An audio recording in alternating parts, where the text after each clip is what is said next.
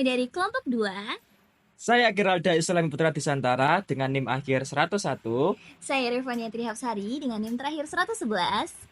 Hari ini kita akan membahas tentang International Law. Yang pertama kita akan membahas tentang perbedaan penggunaan istilah dalam International Law dan Law of Nation. Yang kedua tentang unsur-unsur hukum internasional. Dan yang ketiga perbedaan International Law dan hukum nasional. So, first of all, kita akan membahas tentang perbedaan penggunaan istilah International Law and Law of Nation.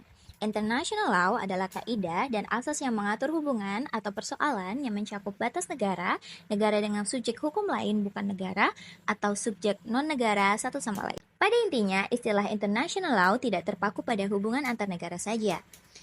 Sedangkan Law of Nation atau hukum bangsa-bangsa adalah istilah yang awalnya digunakan untuk hukum internasional.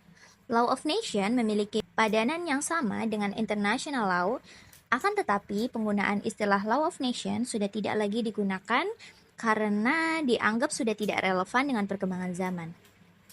Law of Nation tidak dianggap relevan lagi karena istilah ini digunakan hanya untuk mengatur hubungan antar negara saja. Seiring berkembangnya dunia hukum, hukum internasional yang digunakan saat ini tidak hanya mengatur hubungan negara satu dengan negara yang lain, tetapi juga berbagai aspek seperti organisasi internasional, individu, dan subjek non-negara lainnya.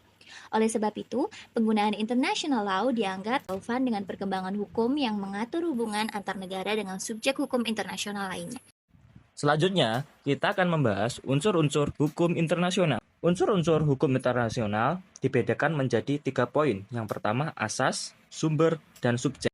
Pertama, asas teritorial. Asas ini berdasarkan wilayah di mana warga negara tersebut berada. Kedua, asas kebangsaan, yaitu hukum tetap berlaku bagi warga negara dimanapun warga negara tersebut berada. Ketiga, nebis in idem, yaitu seseorang tidak dapat diadili untuk kedua kalinya dalam perkara yang sama. Keempat, pacta sunt servanda, yaitu perjanjian internasional harus ditaati oleh semua unsur-unsurnya.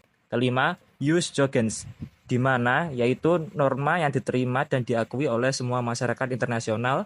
Keenam, inviolability dan immunity, yaitu pedoman tertib dan protokoler internasional.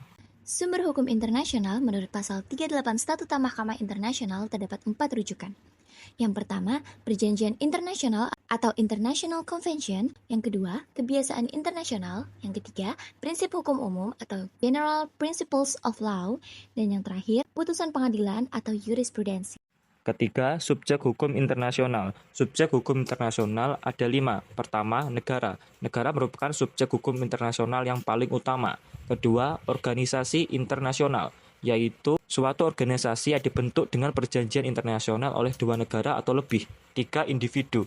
Individu dapat mengajukan perkara ke hadapan Mahkamah Arbitrase Internasional. Keempat, perusahaan transnasional, yaitu perusahaan yang didirikan di suatu negara tapi beroperasi di berbagai negara.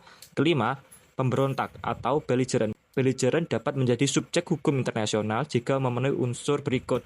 A, di bawah kepemimpinan yang jelas. Kedua, menunjukkan identitasnya. Ketiga, secara mutlak menguasai sebagian atau seluruh wilayah tersebut. Dan keempat, harus mendapatkan dukungan dari rakyat di bawah kekuasaannya. Lalu yang terakhir, kita akan membahas tentang perbedaan international law dan hukum nasional. International law atau hukum internasional dan hukum nasional adalah 2 domain hukum yang berbeda namun saling berkaitan. Hukum internasional mengatur aktivitas dalam lingkup internasional, sedangkan hukum nasional adalah hukum yang berlaku di suatu negara tertentu. Terdapat beberapa perbedaan yang lainnya seperti di bawah ini. Yang pertama, subjek hukum. Hukum nasional memiliki subjek hukum berupa individu, badan hukum di dalam suatu negara, atau negara dalam artian sempit. Sedangkan hukum internasional, subjek hukumnya individu, badan hukum, perusahaan transnasional, organisasi internasional, negara dalam arti luas. Yang kedua, sumber hukum. Hukum nasional biasanya bersumber dari hukum kebiasaan dan hukum tertulis suatu negara. Sedangkan hukum internasional bersumber pada perjanjian antar negara satu dengan negara lain yang dibuat atas tujuan bersama antar negara tersebut. Yang ketiga, struktur hukum.